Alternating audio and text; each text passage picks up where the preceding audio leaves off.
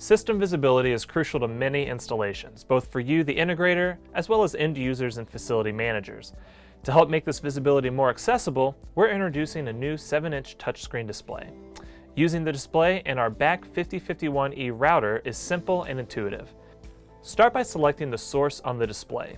We are going to select KMC Router, as we have already previously set up and renamed this IP address.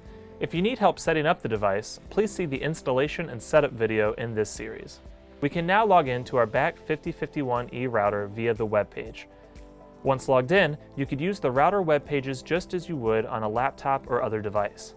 All the features can be accessed, such as routing status, configuration of devices, diagnostics, and VAV balancing. For example, let's select Diagnostics and then Device Status. The page is a color-coded display of network devices, which quickly highlights what is working smoothly and any potential problems. There are many other helpful metrics built into the router, such as token use and a suite of MSTP metrics such as frame count, frames in error, data frames, duplicate MAC addresses, token passing, and poll for master count. The router can also be used as a convenient airflow balancing tool with features for balancing, configuring, and commanding airflow in Simply VAV and KMC Conquest VAV controllers.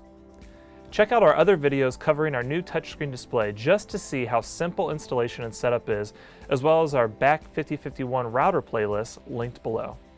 To see datasheets and other documentation, search Display-7 on our website.